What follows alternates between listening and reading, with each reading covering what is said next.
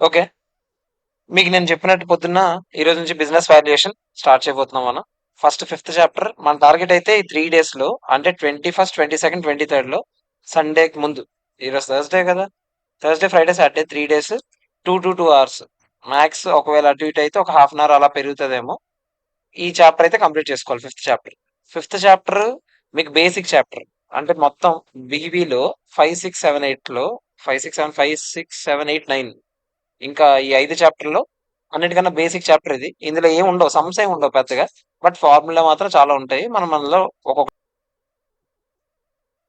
One by one మనం చూద్దాం. Formulas ఇందులో ఉంటాయి. బట్ మీరు నోట్స్ లో రాసుకోండి. ఎందుకంటే రేపు పొద్దున్న మళ్ళీ మీరు రిఫర్ చేసుకునేటప్పుడు ఈ బుక్ కన్నా మీరు నోట్స్ లో ఏది రాసుకున్నారో అది చూడడానికి కొంచెం ఈజీగా ఉంటది కాబట్టి. ఓకేనా? సో కంటిన్యూస్ గా నేను చెప్తూ ఉంటాను. మీరు అలా రాస్తూ ఉండాలి బీవీలో మాత్రం.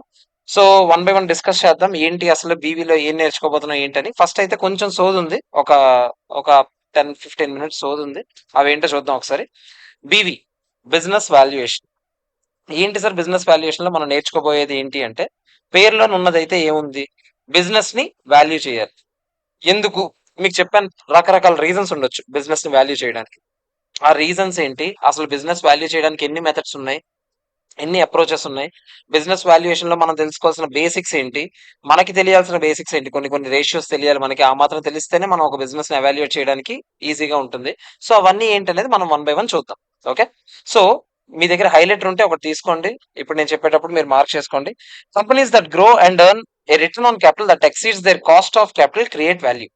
వాల్యూ అంటే ఏంటో చెప్తున్నాడు ఫస్ట్ ఆడు. వాల్యుయేషన్ పక్కన పెట్టండి. ముందు వాల్యూ అంటే ఏంటి? వాల్యూ అంటే మనం ఏదైతే పెట్టుబడి పెడతామో అంతకన్నా దానికి రావాల్సిన రిటర్న్ కన్నా ఎక్స్ట్రా జనరేట్ చేసాం అనుకోండి, అప్పుడు దాన్ని ఏమంటాం? వాల్యూ అంటాం. సో బేసిక్ గా మనం ఏదైతే పెట్టుబడి పెట్టామో దానికి రావాల్సిన మినిమం రిటర్న్ వాల్యూ అనం. అంతకన్నా ఎక్స్ట్రాగా ఏదైనా సృష్టించగలిగితేనే దాన్ని మనం వాల్యూ అంటాం. వాల్యూ క్రియేషన్ అనేది చేస్తేనే ఒక కంపెనీ బాగా అదే రన్ అవుతుందని అర్థం. ఓకేనా? ఎప్పుడైనా మీరు పెట్టిన డబ్బులకి నార్మల్ గా ఎవడైనా ఇచ్చిన రేట్ నీడు ఇస్తున్నాడు అనుకోండి, పెద్ద ఉపయోగం ఏముంది చెప్పండి? వీడు అందరికన్నా ఎక్కువ రేట్లు ఇస్తేనే అప్పుడు వీడి దాంట్లో ఏదో వాల్యూ ఉందని మనం అంటాం. ఓకేనా? So the ultimate purpose of any business is to create value for its owners or shareholders. Owners అన్నా షేర్ హోల్డర్స్ అన్నా ఒకటే. మనం జనరల్ గా ఒకప్పుడైతే ఓన్లీ షేర్ హోల్డర్స్ సాటిస్ఫై అయితే చాలు అనేటట్టుగా బిజినెస్ నడిపేవాళ్ళు. కానీ ఈ రోజుల్లో షేర్ హోల్డర్స్ ఒక్కలే ఇంపార్టెంట్ కాదు. షేర్ హోల్డర్స్ తో పాటు ప్రతి స్టేక్ హోల్డర్ కూడా ఇంపార్టెంట్. సార్ తేడా ఏంటి రెండింటికి? మీరు షేర్ హోల్డర్ అన్నారు, స్టేక్ హోల్డర్ అన్నారు. డిఫరెన్స్ ఏంటి? స్టేక్ హోల్డర్స్ అంటే షేర్ హోల్డర్స్ వస్తారు, కస్టమర్స్ వస్తారు, సప్లయర్స్ వస్తారు, ఎంప్లాయీస్ వస్తారు, సొసైటీ వస్తుంది, గవర్నమెంట్ వస్తుంది. వీళ్ళందరినీ కలిపి మనం స్టేక్ హోల్డర్స్ అంటాం. వీళ్ళందరూ సాటిస్ఫై అయ్యే విధంగా మనం రిటర్న్స్ జనరేట్ చేయాలి. ఓకేనా? బట్ ప్రైమరీలీ ప్రాఫిట్ సంపాదించడం ఎవరి మోటివ్ చెప్పండి వీళ్ళందరిలో? Owners motive. ఓనర్స్ అంటే ఎవరు? Share holders. So share holders కి మాత్రం కావాల్సింది ఏంటి? ప్రాఫిట్ వచ్చిందా లేదా? ఓకేనా? ఎంప్లాయీస్ కి అలా కాదు. ఎంప్లాయీస్ కి అయితే వాళ్ళకి మంచి బోనస్లు ఇస్తున్నారా లేదా, వాళ్ళ వర్క్ ఎన్వైరన్మెంట్ ఎలా ఉంటుంది, వాళ్ళకి ఫ్యూచర్ లో గ్రోత్ ఉందా లేదా, ఇక్కడ ఈ ఎంప్లాయ్మెంట్ లో ఉంటే ఇది వాళ్ళకి కావాలి. గవర్నమెంట్ కి ఏం కావాలి చెప్పండి? టైం ట్యాక్స్లు కడుతున్నారా లేదా, అది గవర్నమెంట్ కావాలి. సొసైటీకి ఏం కావాలి చెప్పండి? మీరు సస్టైనబుల్ ప్రొడక్ట్స్ తయారు చేస్తున్నారా లేదా, ఎన్వైరన్మెంటల్ ఫ్రెండ్లీగానే ఉన్నారా లేదా, మీ వల్ల ఏదైనా డ్యామేజ్ జరుగుతుందా, ఇలాంటివన్నీ వాళ్ళు చూస్తారు. ఓకేనా? తర్వాత సప్లైర్స్ ఏం చూస్తారు? టైం టు టైం వాళ్ళకి పేమెంట్స్ చేసుకుంటున్నారా లేదా, మీరు వాళ్ళకి పేమెంట్స్ చేస్తున్నారా లేదా, మంచి ఆర్డర్స్ జనరేట్ చేస్తున్నారా లేదా, అది వాళ్ళు చూసుకుంటారు. కస్టమర్స్ అల్టిమేట్ గా ప్రొడక్ట్ క్వాలిటీ ఎలా ఉంది, అది ప్రొడక్ట్ అవనివ్వండి, సర్వీస్ అవనివ్వండి. ఒక్కొక్కడికి ఒక్కొక్క మోటివ్ ఉంటుంది. కానీ వీళ్ళందరిలో ప్రైమర్లీ ప్రాఫిట్ మోటివ్ తోనే నడిచేది ఎవడు? Share holder. ఓకేనా? సో షేర్ హోల్డర్ కి ప్రాఫిట్సే కావాలి కాబట్టి అల్టిమేట్ పర్పస్ ఆఫ్, ఎందుకంటే వీళ్ళందరిలో డబ్బులు పెట్టేది ఎవడు కంపెనీలో? షేర్ హోల్డర్ ఒకటే. ఓకేనా? So ultimate purpose of any business is to create that is shareholders ని మనం దృష్టిలో పెట్టుకొని వాల్యూ క్రియేషన్ చేస్తాం ముఖ్యంగా. Value creation is the key to well being of every organisation. అంటే వాల్యూ జనరేషన్ లేదనుకోండి, ఏ ఆర్గనైజేషన్ అయినా సర్వైవ్ అవ్వదు. వాల్యూ అనేది క్రియేట్ చేస్తూనే ఉండాలి. Therefore, if the firms are to achieve the goal of value maximization, then understanding the valuation is critical. So value creation తెలుసుకొని, value creation యొక్క ఇంపార్టెన్స్ తెలుసుకొని సర్వైవ్ అవ్వాలి అంటే వాల్యుయేషన్ అంటే ఏంటి? అసలు వాల్యూ క్రియేట్, మన ఇప్పుడు వాల్యూ క్రియేట్ చేయాలి అంటున్నాం. క్రియేట్ చేసామా లేదా ఎలా మెజర్ చేస్తాం? ఫైనాన్షియల్ టర్మ్స్ లోనే మెజర్ చేస్తాం. మరి ఆ మెజర్మెంట్ టెక్నిక్స్ ఏంటి, అవన్నీ ఏంటి అంటే ఎలా తెలుస్తుంది? ఈ బిజినెస్ వాల్యుయేషన్ తెలిస్తేనే తెలుస్తుంది. అర్థమైందా? సిఎఫ్ఏ ఇన్స్టిట్యూట్ వాళ్ళ ప్రకారం వాల్యుయేషన్ డెఫినేషన్ ఏంటో చూద్దాం. Valuation is the estimation of assets value based on variables perceive to be related to future investment returns on comparison with similar assets or on estimation or on estimates of immediate liquidation proceeds. అంటే ఏంటో చెప్తాను. General గా ఒక asset వాల్యూని మనం ఇప్పుడు చూడండి, business ని వాల్యూ చేయాలంటే బిజినెస్ లో ఏముంటాయి? అసెట్స్ ఉంటాయి, లైబిలిటీస్ ఉంటాయి. ఈ అసెట్స్ మొత్తం వాల్యూ చూస్తాం, లైబిలిటీస్ మొత్తం వాల్యూ చూస్తాం. ఈ అసెట్స్ మైనస్ లైబిలిటీస్ చేసాం అనుకోండి, బిజినెస్ వాల్యూ వస్తుంది. ఈ business value share holders value, అంతే కదా, డివైడ్ బై షేర్స్ చేస్తే ఒక షేర్ వాల్యూ అంతా తెలుస్తుంది మనకి. ఓకేనా? ఇప్పుడు ఈ అసెట్స్ ని వాల్యూ చేసేటప్పుడు రకరకాల పద్ధతులు ఉంటాయి. ఇలాంటి అసెటే బయట ఎంత రిటర్న్ జనరేట్ చేస్తుంది అని ఒక కంపేర్ చేసి మనం ఈ అసెట్ ని వాల్యూ చేయొచ్చు, అదొక విధానం. లేదా ఈ అసెట్ నుంచి ఫ్యూచర్ లో మనం ఎంత జనరేట్ చేయగలం అని ఆలోచించి ఈ అసెట్ ని వాల్యూ చేయొచ్చు, అదొక విధానం. ఓకేనా? అలా కాకుండా మనం ఇదిగో చూడండి, ఇప్పటికిప్పుడే మనం ఈ అసెట్ అమ్మేసాం అనుకోండి, ఇమీడియట్ గా దీన్ని లిక్విడేట్ చేస్తాం అనుకోండి, ఈ రోజుకి ఈ రోజే అమ్మేస్తే దీని నుంచి ఎంత జనరేట్ చేయొచ్చు, అదొక విధానం. చాలా చెప్పాను నేను, ఇప్పుడు 3 చెప్పాను. ఒకటేమో ఫ్యూచర్ లో దీని నుంచి జనరేట్ చేయగలిగే రిటర్న్స్ నుంచి మనం దీని వాల్యూ ఎంత అని లెక్క పెడతాం. ఫర్ ఎగ్జాంపుల్, సార్ అలా ఎలా లెక్క పెడతారు సార్? ఏం లేదు. ఇప్పుడు ఫర్ ఎగ్జాంపుల్ అక్కడ ఒక మెషినరీ ఉంది. ఈ మెషినరీని యూస్ చేసి నేను ఫస్ట్ ఇయర్ లో 10 lakhs సేల్ చేస్తానని చెప్పాను. సెకండ్ ఇయర్ లో 20 lakhs, థర్డ్ ఇయర్ లో 30 lakhs. సో అంతే, థర్డ్ ఇయర్ తర్వాత ఇది అమ్మేస్తానని చెప్పాను. మనం చిన్నప్పుడు క్యాపిటల్ బడ్జెటింగ్ అని ఒక చాప్టర్ చేసాం. ఇప్పుడు ఈ 3 years వి తాలూకు అమౌంట్స్ ఏవైతే ఉన్నాయో వాటిని ప్రెసెంట్ వాల్యూకి తీసుకొచ్చాను అనుకోండి, అదే ఆ మెషిన్ తాలూకు వాల్యూ. అర్థమవుతుందా? ఇక్కడ నేను ఏం చేశాను, దాని వాల్యూని ఎలా ఎస్టిమేట్ చేశాను, ఫ్యూచర్ లో ఇది జనరేట్ చేసే రిటర్న్స్ నుంచి ఎస్టిమేట్ చేశాను దాని వాల్యూ. ఇలా చేసే వాళ్ళు ఉంటారు. లేదా అలా కాదు, ఇప్పటికిప్పుడు ఈ అసెట్ ని తీసుకెళ్లి మార్కెట్ లో అమ్మేస్తే నాకు ఎంత వస్తుంది, అదొక విధానం. అలా కూడా మనం అసెట్ వాల్యూ చేయొచ్చు. లేదా ఈ అసెట్ నుంచి ఎంత వస్తుందో దీని వాల్యూ ఎంతో అర్థం కావట్లేదు మనకి, ఇలాంటి అసెట్ ఇంకోటి ఉంది, దాని తాలూకు డీటెయిల్స్ మన దగ్గర ఉన్నాయనుకోండి, దీని కంపారిజన్ చేసుకుంటూ మనం దీని వాల్యూ చేయొచ్చా లేదా? సో ఇలా రకరకాల పద్ధతుల్లో మనం వాల్యూ చేయొచ్చు. ఓకేనా? Valuation requires both judgement and interpretation of data. Valuation అంత ఈజీ కాదు. మీకు తెలుసో తెలీదో, మన ఇప్పుడు సిఏ క్వాలిఫై అయిపోయి కూడా వాల్యుయేషన్ కి వేరే కోర్సెస్ ఉంటాయి. ఇప్పుడు మీకు ఐసిఐ వేరు, వాల్యుయేషనర్స్ కోర్స్ కూడా వేరేగా ఉంటుంది. మీరు రిజిస్టర్డ్ వాల్యూర్ అవ్వాలనుకుంటే ఆ కోర్స్ చేసి మీరు రిజిస్టర్డ్ వాల్యూర్ అవ్వచ్చు. ఓకేనా? సో మీరు ఈ రోజుల్లో అయితే వాల్యుయేషన్స్ ఎవరు యాక్సెప్ట్ చేస్తారు తెలుసా? ఒక రిజిస్టర్డ్ వాల్యూర్ మాత్రం యాక్సెప్ట్ చేస్తారు. ఒకప్పుడైతే ఒక సిఏ వాల్యుయేషన్ చేసినా కూడా ఓకే అనేవారు, అన్రిజిస్టర్డ్ అయినా కూడా ఓకే అనేవారు. కానీ ఇప్పుడు అలా లేదు. ఇప్పుడు ఒక వాల్యూర్ గా అవ్వాలంటే మీరు రిజిస్ట్రేషన్ ఉండాలి మీకు. మీరు ఒక రిజిస్టర్డ్ వాల్యూర్ అయితేనే మీరు చేసిన వాల్యుయేషన్ కి వర్త్ ఉంటుంది. ఓకేనా? వాల్యుయేషన్ చాలా దగ్గరలో మనకు ఉపయోగపడుతుంది. అంతెందుకు, మీరు ఇల్లు తాకట్టు పెడదాం అనుకున్నారు, తాకట్టు పెట్టిన దాన్ని బట్టే కదా మీకు లోన్ ఇస్తారు. ఆ ఇల్లు వాల్యూ ఎలా తెలుస్తుంది? ఒక రిజిస్టర్డ్ వాల్యూర్ దగ్గరికి వెళ్ళి వాల్యుయేషన్ చేపిస్తేనే తెలుస్తుంది. అర్థమైందా? సో చాలా చోట్ల వాల్యుయేషన్ ఉపయోగం మనకు ఉంటుంది. ఓకే. సో అంటే నేను ఇక్కడ మాట్లాడుతుంది బిజినెస్ వాల్యుయేషన్. మీకు జనరల్ గా వాల్యుయేషన్ అంటే ఏదైనా వాల్యూ చేయొచ్చు, ఒక అసెట్ ని వాల్యూ చేసేవాడిని వాల్యుయేషన్. ఓకేనా? సో ఇప్పుడు దానికి జడ్జ్మెంట్ ఉండాలి, ఇంటర్ప్రిటేషన్ ఆఫ్ డేటా. మన దగ్గర రకరకాల డేటా ఉంటుంది, దాన్ని ఇంటర్ప్రిట్ చేసుకుంటూ దీన్ని బట్టి మనం ఏ మెథడ్ బెటర్ ఈ అసెట్ కి అని సెలెక్ట్ చేసుకొని దాన్ని బట్టి వాల్యుయేషన్ చేస్తాం. Okay. So different parties can have different interpretation and thus have different values. ఇప్పుడు నేను అన్నాను, ఈ అసెట్ ని వాల్యూ చేయాలంటే దీన్ని ఫ్యూచర్ రిటర్న్స్ ని బేస్ చేసుకునే వాల్యూ చేయాలి నేను అనొచ్చు. ఇంకెవడో వస్తాడు వాల్యూర్, ఆడంటాడు లేదు లేదు, ఈ అసెట్ ఇమీడియట్ గా మార్కెట్ లో అమ్మితే దీని నుంచి ఎంత వస్తుందో అలా వాల్యూ చేయండి అని ఆడనొచ్చు. ఒక్కొక్కటి ఒపీనియన్ ఒక్కొక్కలా ఉండొచ్చు. సో వాల్యుయేషన్ ఎప్పుడు ఒకటే వాల్యూ రావాలని రూల్ ఉందా? లేదు. వాల్యుయేషన్ అంటే అది ఒక ఎస్టిమేట్. అర్థమైందా? ఎస్టిమేట్ అంటేనే మారచ్చు. నా ప్రకారం ఒకటి ఉండొచ్చు, నీ ప్రకారం ఒకటి ఉండొచ్చు. సరే ఇలా ఇప్పుడు రకరకాలుగా ఉంటే ఆడికి డబ్బులు ఇచ్చి ఎవడు కావాలంటే ఆడు ఎలా కావాలంటే అలా వాల్యుయేషన్ చేయించుకుంటాడు కదా అంటే వాళ్ళ క్రెడిబిలిటీ ఉంటుంది వాళ్ళకి. ఇప్పుడు మీరు డబ్బులు ఇచ్చి చేయించుకుంటున్నారంటే రేపు పొద్దున్న ఆడికి కూడా తెలుస్తుంది కదా ఈ డబ్బులు తీసుకొని ఏది పడితే చేస్తున్నాడని. రేపు పొద్దున్న నీ వాల్యుయేషన్ రిపోర్ట్ కి వాల్యూ ఉంటుందా? ఉండదు. నువ్వు ఇచ్చే రిపోర్ట్ కి వాల్యూ ఉండాలంటే, నీ మీద నమ్మకం ఉండాలంటే, నువ్వు జెన్యున్ గా నువ్వు ఒక క్రెడిబుల్ సోర్స్ అని వాళ్ళకి తెలిస్తేనే నేను నమ్ముతారు వాళ్ళు. అర్థమైందా? సో వాల్యుయేషన్ చేసేటప్పుడు వాళ్ళు ఎలాంటి చిన్న చిన్న వాటికి లొంగరారు, కరెక్ట్ గానే వాల్యూ చేసుకుంటారు maximum. Okay. Further valuation requires arriving at reasonable analytical justification for a proposed transaction. While there are different applications of valuation, we are focusing on business valuation. మీకు చెప్పాను కదా, వాల్యుయేషన్ రకరకాల చోట్ల ఉపయోగిస్తాం, కానీ మన సబ్జెక్ట్ కేవలం ఎంత వరకు రిస్ట్రిక్ట్ అయింది? బిజినెస్ వాల్యుయేషన్ వరకు మాత్రమే. వాల్యుయేషన్ రకరకాల చోట్ల ఉంటాయి. ఓకేనా? మనకి మాత్రం we are completely restricted to business valuation అంతే. ఓకేనా? సో బిజినెస్ వాల్యుయేషన్ గురించి మాత్రమే మన డిస్కషన్. ఓకే. సో మరి బిజినెస్ వాల్యుయేషన్ అంటే ఏంటి? ఏం లేదు, ఈ ఒక బిజినెస్ కి ఈ రోజు ఎంత వర్త్ ఉంది అనే దాన్ని బిజినెస్ వాల్యుయేషన్ అంటారు. దాన్ని మెజర్ చేయడాన్ని బిజినెస్ వాల్యుయేషన్ అంటారు. సో అదే డెఫినేషన్ చెప్తున్నాడు బిజినెస్ వాల్యుయేషన్ అంటే ఏంటి. ఓకే.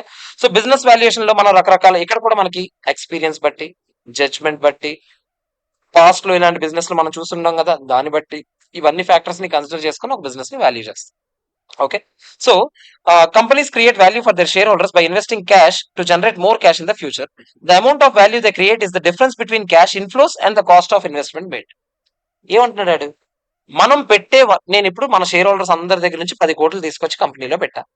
ఇదే 10 కోట్లు బయట ఎక్కడైనా వాళ్ళు పెట్టుకున్నారు అనుకోండి, వాళ్ళు ఎంతో కొంత రిటర్న్ ఎక్స్పెక్ట్ చేస్తారు. అదే మన దగ్గర నుంచి కూడా ఎక్స్పెక్ట్ చేస్తారా లేదా? దాన్నే మనం కాస్ట్ ఆఫ్ క్యాపిటల్ అంటాం. మనకి ఎఫ్ఎం లో ఒక చాప్టర్ ఉండేది కాస్ట్ ఆఫ్ క్యాపిటల్ అని. అదేం లేదు. ఈ 10 కోట్ల మీద వాళ్ళు ఎంత ఎక్స్పెక్ట్ చేస్తున్నారు, ఈ 10 కోట్ల మీద వాళ్ళు 10% ఎక్స్పెక్ట్ చేస్తున్నారు రిటర్న్. 10 కోట్ల మీద 10% ఎంత? ₹1,00,00,000.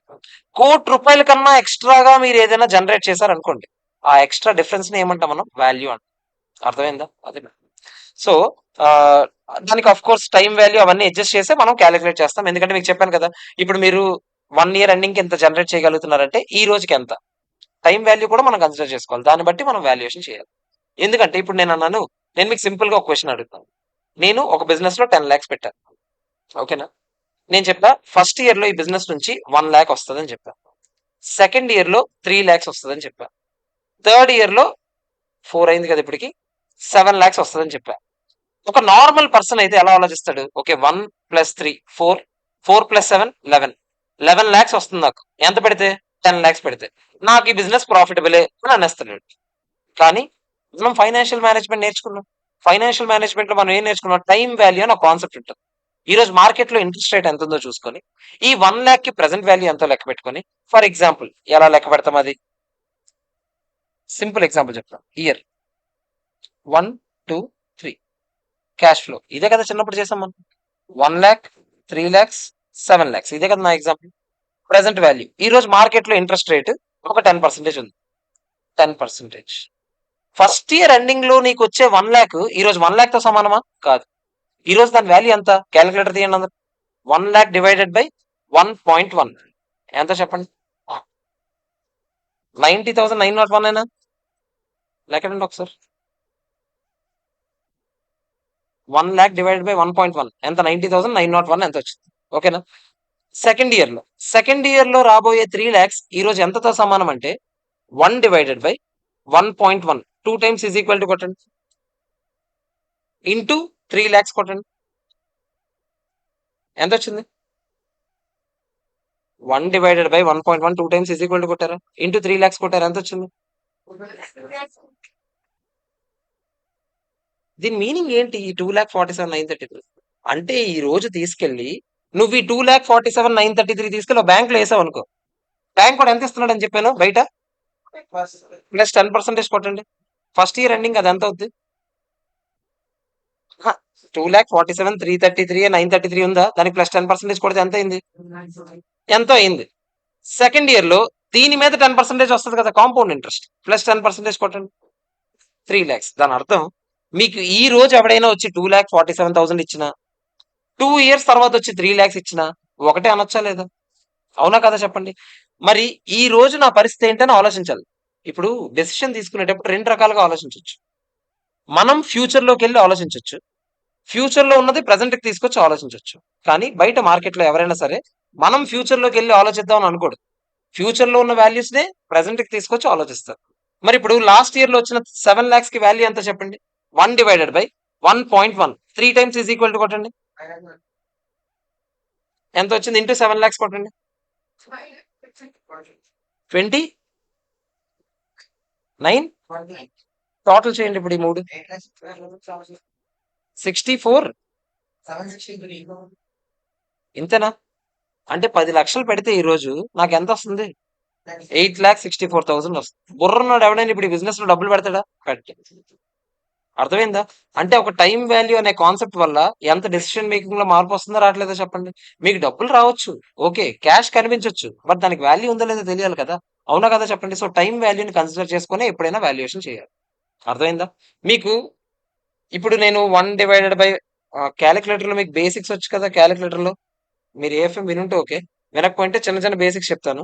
ఫస్ట్ మీరు నేర్చుకోవాల్సిన క్యాలిక్యులేటర్ లో నేను ఇప్పుడు 1 డివైడ్ బై 1.1 చేయమన్నాను.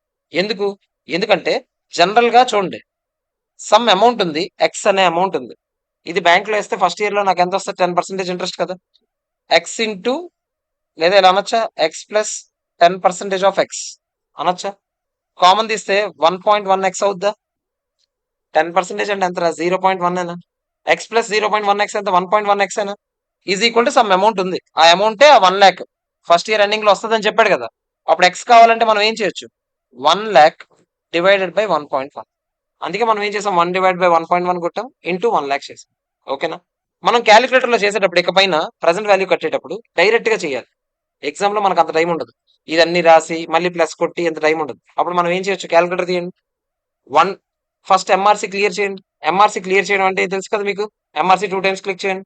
మనం ఏం చేస్తాం, 1/1.1 first year is equal to కొట్టండి. ఎంత వచ్చిందా? దీన్ని దేంతో మల్టిప్లై చేయాలనుకున్నాం మనం? ఇంటూ 1 lakh చేయండి. 1 lakh చేసి దీన్ని స్టోర్ చేయాలి. ఎక్కడ స్టోర్ చేయాలి? M+. అంటే మెమరీ ప్లస్, అంటే ఇవన్నీ ప్లస్ వాల్యూగా సేవ్ అయ్యి ఉంటాయి. ఓకేనా? సో M+ కొట్టారా? మళ్ళీ same second year 1/1.1 2 times is equal to కొట్టారా? ఇంటూ 3 lakhs కొట్టండి. మళ్ళీ M+. మళ్ళీ థర్డ్ ఇయర్ కి 1/1.1 3 టైమ్స్ ఈజ్ ఈక్వల్ టు కొట్టండి. ఇంటూ 7 lakhs M+ కొట్టండి. ఎంఆర్సీ ఎంత వచ్చింది? 763. ఓకే. సో ఇకపైన ఇవే ఎక్కువ తిరుగుతాయి. బిజినెస్ వాల్యుయేషన్ అయితే చాలా ఎక్కువ తిరుగుతాయి. ఈ బేసిక్ ఏదైతే ఉందో క్యాలిక్యులేటర్ లో మనం చేసింది, ఇది ఖచ్చితంగా మీకు బాగా అలవాటు అవ్వాలి. ఓకేనా? ఎందుకంటే చాలా టైం సేవ్ అవుతుంది, దీని వల్ల సేవ్ అవుతుంది. అంటే ఏం లేదు, అదే పెద్ద వింత ఏం కాదు, మీకు అందరికి వచ్చే ఉండొచ్చు ఇంటర్లో. ఒకవేళ రాకపోతే మాత్రం అవన్నీ ఇప్పుడు ప్రాక్టీస్ చేసుకోండి. క్యాలిక్యులేటర్ లోనే సమ్స్ ఎక్కువగా సాల్వ్ చేయడానికి ట్రై చేయండి. ఎందుకంటే మనకి చాలా టైం సేవ్ అవుతుంది వివిలో. ఓకే. వివిలో ఎంత టైం సేవ్ అయితే ఎస్పీఎం లో అంత సొల్లు రాయొచ్చు, అందుకని. ఓకే. సో ఇప్పుడు నేను బిజినెస్ వాల్యుయేషన్ కి టైం వాల్యూ అనేది చాలా చాలా ఇంపార్టెంట్. అది కూడా కన్సిడర్ చేసుకుని మనం వాల్యుయేషన్ చేయాలని చెప్పాను. ఓకే. ఇప్పుడు అదే మనం క్యాపిటల్ బడ్జెటింగ్ లో నేర్చుకున్నాం కదా, ఎన్పివి అనే కాన్సెప్ట్. ఎన్పివి అంటే ఏంటి? Net present value. ఓకేనా? సో ఫస్ట్ హెడ్డింగ్ పెట్టుకున్నారు కదా మీరు, బిజినెస్ వాల్యుయేషన్ ఫస్ట్ ఇంట్రడక్షన్ అని హెడ్డింగ్ పెట్టుకోండి. ఇప్పుడు మనం ఈ ఇంట్రడక్షన్ లో ఈ రోజు రేపు మనం ఏవైతే నేర్చుకుంటామో మొత్తం ఎఫ్ఎం లో ఉన్న చాలా చాప్టర్స్ ఒకే దగ్గర కుదిస్తాం. రేషియో అనాలిసిస్ అని, తర్వాత ఇప్పుడు చెప్పాను కదా క్యాపిటల్ బడ్జెటింగ్, తర్వాత ఇంకా మాక్సిమం కాస్ట్ ఆఫ్ క్యాపిటల్ కొన్ని కొన్ని వాడతాము. సో మాక్సిమం ఎక్కడెక్కడ ఏవేవి ఉన్నాయో అన్ని ఏరుకొని ఒక దగ్గర పెడతాము. ఓకేనా? మనకి ఇవన్నీ కావాల్సిందే. ఫస్ట్ చాప్టర్ లో ఉన్న ఫార్ములాలన్నీ మనకు కావాలి. ఫస్ట్ హెడ్డింగ్ పెట్టుకోండి, ఎన్పివి అంటే ఏంటి? ఎన్పివి. ఎన్పివి వెనక నుంచి రాసుకోండి. నిన్న బుక్ పెట్టుకున్నారు కదా, వెనక నుంచి బిజినెస్ వాల్యుయేషన్ రాసుకోండి సరిపోతుంది. లేదంటే పోనీ ఒక పేజ్ తర్వాత రాసుకోండి, మీ ఇష్టం. మీకు ఎలా కావాలంటే అలా రాసుకోండి. హెడ్డింగ్ పెట్టారు ఎన్పివి అని. ఎన్పివి అంటే ఏంటి full form? Business valuation. Chapter పేరు introduction to business valuation, fundamentals of business valuation.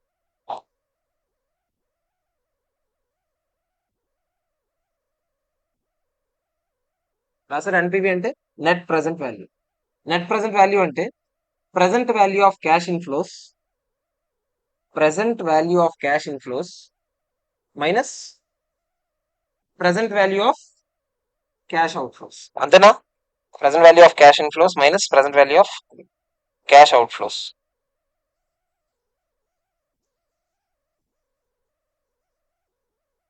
Okay. If NPV is positive, మనం దాని నుంచి ఏమి ఇన్ఫర్ చేయొచ్చు?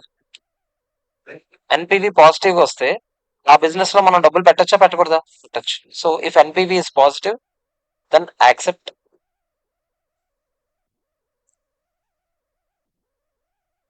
And vice versa. అంటే నెగిటివ్ వస్తే మనం ఏం చేస్తాం? రిజెక్ట్ చేస్తాం.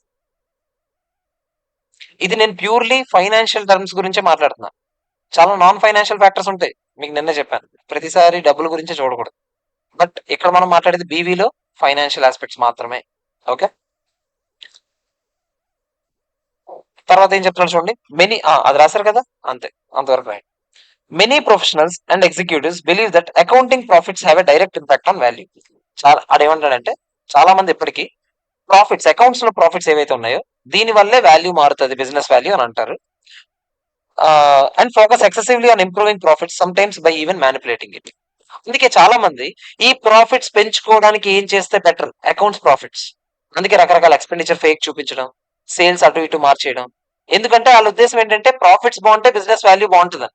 కానీ ఎప్పుడు కూడా ప్రాఫిట్స్ వల్ల బిజినెస్ వాల్యూ డిపెండ్ అయి ఉండదు, క్యాష్ ఫ్లో వల్ల డిపెండ్ అయి ఉంటుంది. ఓకేనా? సో ప్రాఫిట్స్ ఒకటే ఇంపార్టెంట్ కాదు, క్యాష్ ఇన్ఫ్లోస్ అవుట్ఫ్లోస్ కూడా చూసుకోవాలి. ఓకే. సో ప్యూర్లీ ప్రాఫిట్స్, అందుకే మనకి క్యాపిటల్ బడ్జెటింగ్ లో ఇంటర్లో నేర్చుకునేటప్పుడు మనకి ఎన్పివి, ఐఆర్ఆర్ ఇవన్నీ నేర్చుకుంటాం కదా. అందులోనే అకౌంటింగ్ అదే అకౌంటింగ్, అకౌంటింగ్ దాన్ని పేరేదో పెట్టుంటాడు కదా, accounting rate of return, ARR ఉంది కదా. ఏఆర్ఆర్ ని మనం అంతగా యూజ్ చేయం ఎక్కడ సమ్ముల్లో. ఇక్కడ ప్రతి దగ్గర మనం క్యాష్ ఫ్లోసే వాడతాము, క్యాష్ ఫ్లోస్ యూస్ చేసి ఎన్పివి ఐఆర్ఆర్ వాడతాం కానీ ఇంకా అప్పుడప్పుడు MIRR, modified internal rate of return, MNPV కూడా వాడతాం కానీ అదే modified NPV net present value వాడతాం కానీ మనం ఎక్కడ ఏఆర్ఆర్ కి ఇంపార్టెన్స్ ఇవ్వం. ఎందుకంటే అకౌంట్స్ ప్రకారం రేట్ ఆఫ్ రిటర్న్ కి ఈ రోజుల్లో ఇంపార్టెన్స్ లేదు. ఓకేనా? కానీ ఇప్పటికీ ఆడేమంటున్నాడు, చాలా మంది అకౌంట్స్ ప్రాఫిట్స్ మీద ఫోకస్ చేస్తారు. However while accounting profits and cash flows are often correlated, profits don't tell the whole story of value creation అని అంటాడు. అకౌంట్స్ ప్రాఫిట్స్ ప్రకారమే వాల్యూ క్యాష్ ఫ్లో అటు ఇటు ఉండొచ్చు, కానీ ఓన్లీ అకౌంటింగ్ ప్రాఫిట్స్ నమ్ముకొని మనం వాల్యూ క్రియేట్ అయిపోయింది, క్రియేట్ అవ్వలేదని చెప్పగలమా? చెప్పడం కరెక్ట్ కాదు. ఓకేనా? So focusing too much on profits or profit growth often leads companies to deviating from a value creating path. So only మీరు ఎప్పుడు చూసినా ప్రాఫిట్స్ ఇంపార్టెంట్ అని కూర్చున్నారు అనుకోండి, వాల్యూ క్రియేషన్ నుంచి మీరు డీవియేట్ అవ్వడానికి ఈజీగా ఛాన్స్. ఓకేనా? అంటే బిజినెస్ కి మనం అనుకున్న వాల్యూ రాదు. సో ప్రాఫిట్స్ మీద ఫోకస్ చేయకూడదు, వాల్యూ క్రియేషన్ మీద చేయాలంటే క్యాష్ ఫ్లోస్ మీద ఫోకస్ చేయాలి. ఓకేనా? It should be remember that creating shareholder value is not as same as maximising short term profits. అంటే ఆడ అంటున్నాడు, ప్రాఫిట్స్ పెంచుకున్నంత మాత్రాన షేర్ హోల్డర్ కి వాల్యూ క్రియేట్ అయిపోయింది అని అనకూడదు. Okay, the evidence makes it clear that companies with long strategic horizon create more value. అందుకే మీరు ఎప్పుడు షార్ట్ టర్మ్ లో ప్రాఫిట్స్ వచ్చేయాలి దాని మీద ఫోకస్ వదిలేయండి కాసేపు. ప్రాఫిట్ క్రియేషన్ వల్ల వాల్యూ క్రియేషన్ జరగదు, ప్రాఫిట్ మాక్సిమైజేషన్ వల్ల వాల్యూ క్రియేషన్ జరగదు. ఈ పాయింట్ రాసుకోండి. just by focusing more on profits, just by focusing more on profits,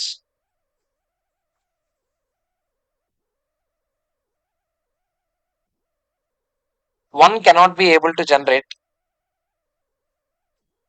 one will not be able to generate, and right, one will not be able to generate value for a business. One will not be able to generate value for a business. Hello. One will not be able to generate value for a business.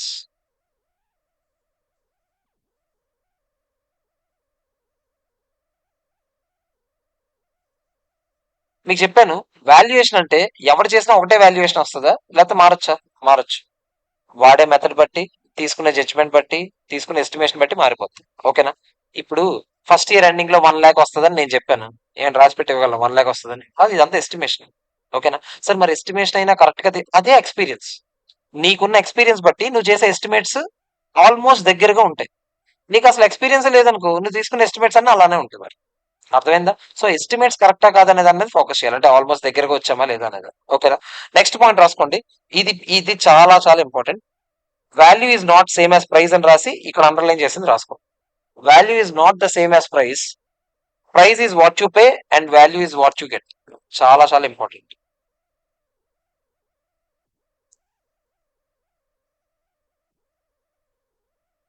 మన target business valuation కి మీరు మళ్ళీ theory refer చేయకూడదు. మొత్తం notes ఏదైతే ఇప్పుడు రాస్తారో అదే refer చేసుకోవాలి అంతే. ఓకేనా? ఎస్పీఎం నాది రెస్పాన్సిబిలిటీ, చెప్పాను కదా నేను మీకు. జస్ట్ సమ్స్ వరకు మాత్రమే మనం ఈ బుక్ రిఫర్ చేయాలి.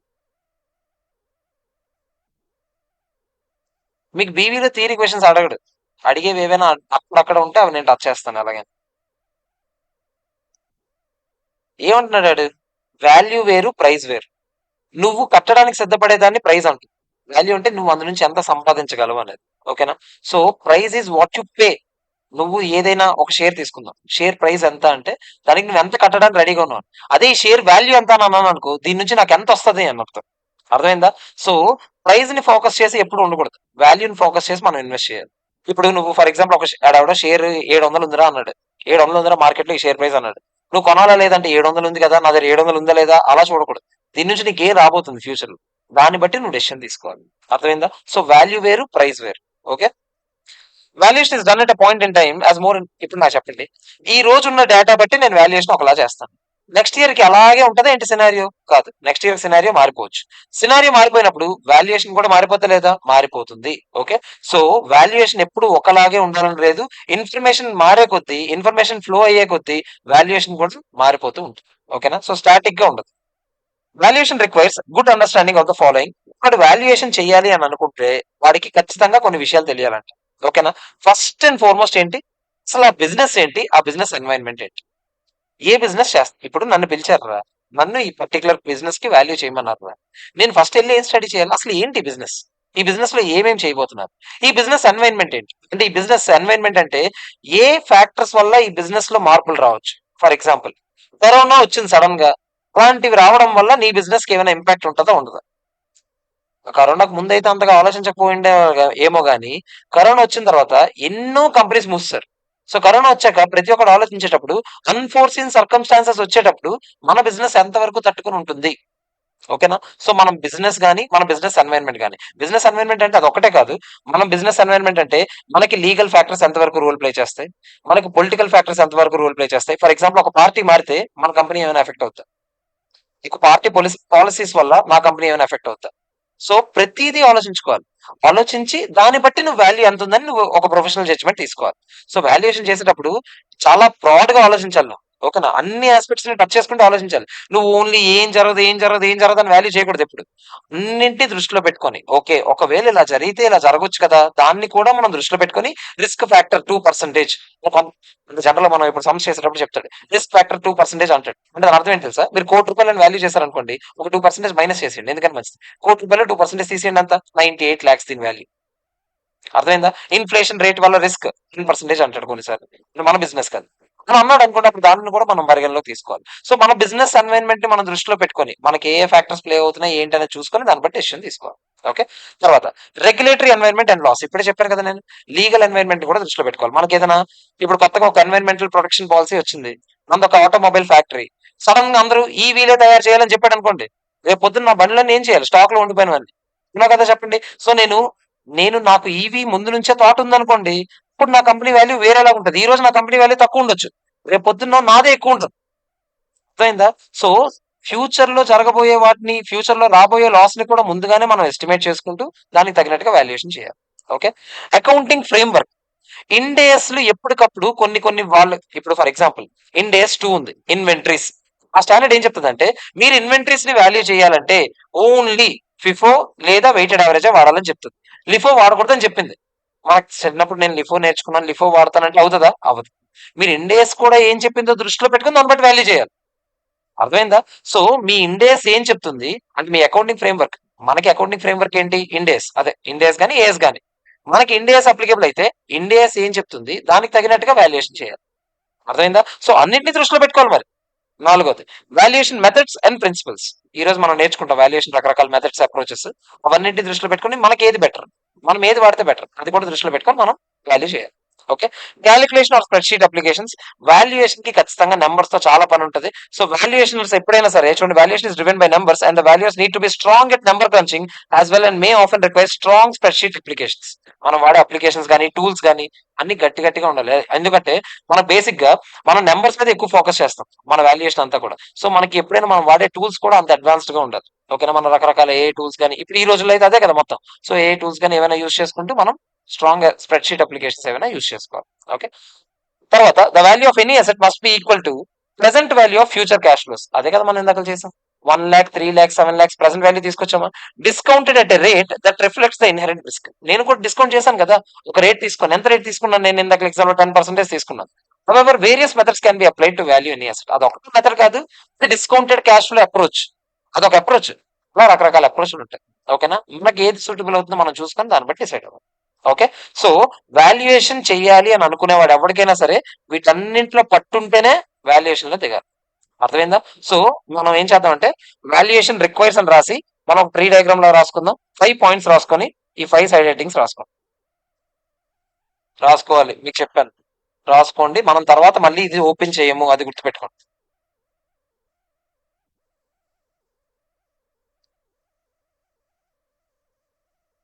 మీకు చెప్పాను మధ్యాహ్నం క్లాసులు నిద్రొస్తాయి. సెంటర్ ఫ్రెష్‌లు నోట్ల దగ్గర పెట్టుకోండి.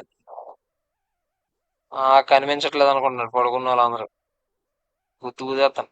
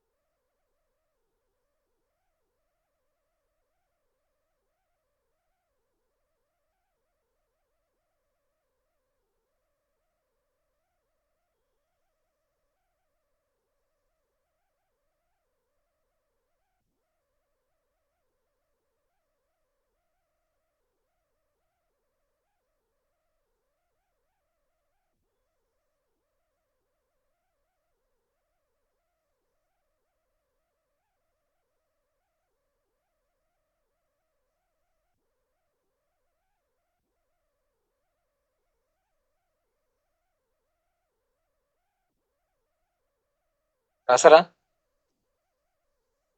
5 రాయమన్నాను నేను. 1, 2, 3, 4, 5. బీవీకి ఎప్పటికప్పుడే బిట్స్ చేసేస్తాం మనం. ఇప్పుడు ఈ చాప్టర్ అయిపోయిన వెంటనే దీన్ని బిట్స్ చేసేస్తాం. మీకు అక్కడ అర్థమైపోద్ది. ఇప్పుడు నేను ఇవన్నీ ఎందుకు రాయించాను. ఇవన్నీ బిట్స్ లో తగిలేవే.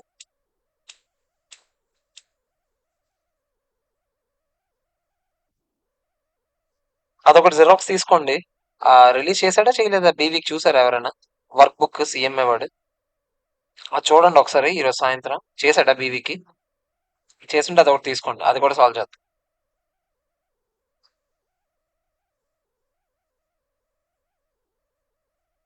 కుర్తానా? మధ్యాహ్నం తిన్న బిర్యానీ డబ్బులు అందులో నెట్టచ్చు కదా, సరిపోతుంది. రాసారా?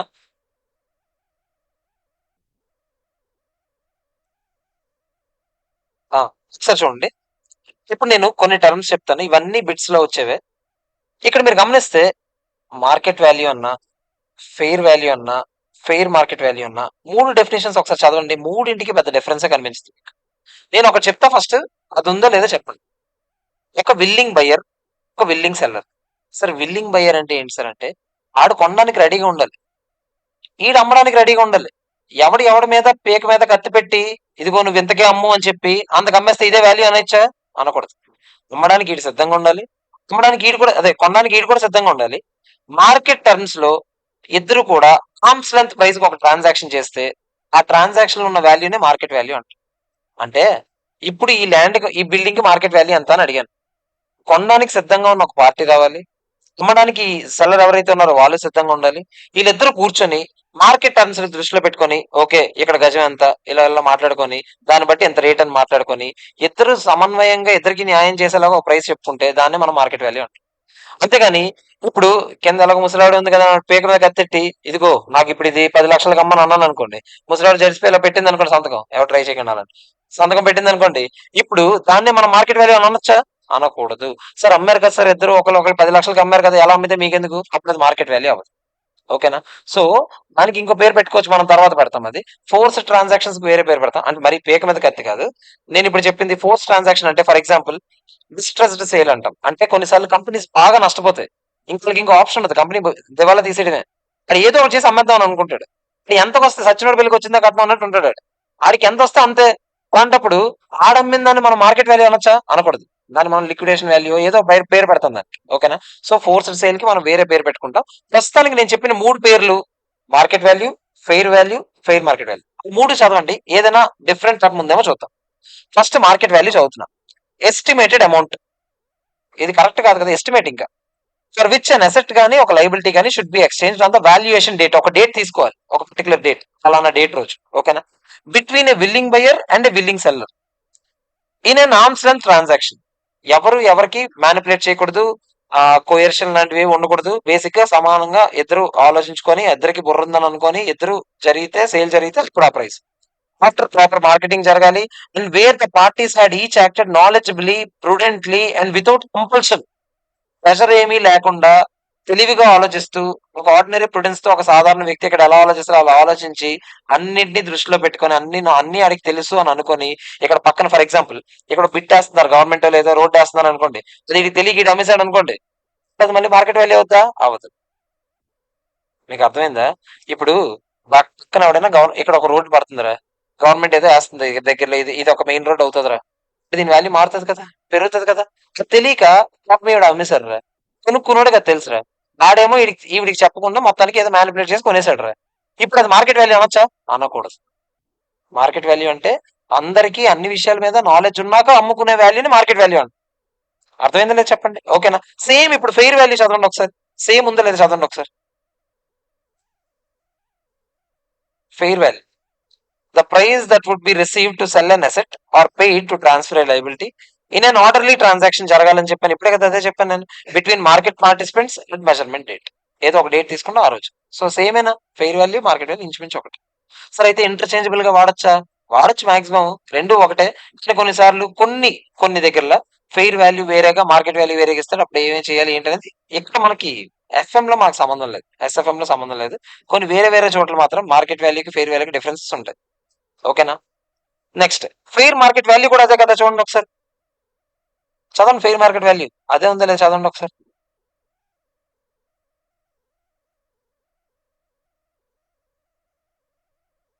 ఉందా సేమా? సేమా కదా. సో ఈ మూడు ఒకటే అదే చెప్తున్నాను నేను. సార్ మరి రెండోది ఏంటి? Liquidation value. లిక్విడేషన్ వాల్యూ అంటే ఇప్పటికిప్పుడు ఇమీడియట్ గా దీన్ని అమ్మేయాలని అంటే ఎంత ఎంత వస్తుంది దీని నుంచి, దాన్ని ఏమంటాం మనం? లిక్విడేషన్ వాల్యూ అంటే. సో అక్కడ చదవండి ఒకసారి. The amount that would be realised when an asset or group of assets are sold on a piecemeal basis. Sir piecemeal basis అంటే ఏంటి సార్? పీస్ మీల్ అంటే మీ దగ్గర ఒక గ్రూప్ ఆఫ్ అసెట్స్ ఒక 20 ఉన్నాయి అనుకోండి, అందులో ఒక్కొక్కటిగా వేరు వేరేగా అమ్మితే దేనికి ఎంత వస్తుంది? పీస్ మీల్ అంటే సెపరేట్ సెపరేట్ చేసి అమ్మాలి. ఓకేనా? Liquidation value should consider the cost of getting the assets into saleable condition as well as those of the disposal activity. Liquidation value తెలియాలంటే ఈ అసెట్ ని కొన్నిసార్లు అసెట్ ని అసెట్ గా అమ్మేలేం, దానికి కొన్ని కొన్ని మార్పులు చేస్తేనే అమ్మగలిగేటట్టు రావచ్చు. ఓకేనా? కొన్నిసార్లు ఇప్పుడు ఈ బిల్డింగ్ ఉందిరా, ఇలా అయితే ఎవడు కొనట్లేదురా, దీనికి పెయింట్ వేసి అమ్మితే ఎవడని కొంటాడేమో. ఓకేనా? సో దీన్ని మార్కెట్ లోకి తీసుకెళ్ళడానికి మనం చేయాల్సిన ఖర్చులన్నీ పెట్టాక ఇప్పుడు దీన్ని అమ్మితే ఎంత వస్తుందో, సో దట్ అమ్మిన అమౌంట్ మైనస్ మనం పెట్టాల్సిన అమౌంట్ ఎస్టిమేటెడ్ కాస్టే కదా, అది తీసేస్తే మనకు వచ్చే వాల్యూని ఏమంటాం మనం? Liquidation cost. అది లిక్విడేషన్ వాల్యూ అంటే. ఓకేనా? సో అదొక వాల్యూ. దానికి ఏం చెప్తున్నా, లిక్విడేషన్ వాల్యూ రెండు రకాలుగా లెక్కెట్టచ్చు. And orderly transaction with typical marketing period, అంటే వెంటనే అమ్మేయాలి బట్ ఏ పార్టీ అయినా పర్వాలేదు అన్నట్టుగా ఉన్నాం అనుకోండి. సారీ, టిపికల్ మార్కెటింగ్ పీరియడ్ అంటే అలా కాదు. టిపికల్ మార్కెటింగ్ పీరియడ్ అంటే ఇప్పుడు 1 year లో అమ్మాలని నేను చెప్పాను అనుకోండి, ప్రశాంతంగా అమ్మితే ఇప్పుడు ఏమవుతుంది? A force transaction with short and marketing period, వెంటనే అమ్మేయాలి, అప్పుడు ఫోర్స్ ట్రాన్సాక్షన్ కదా జరుగుతుంది.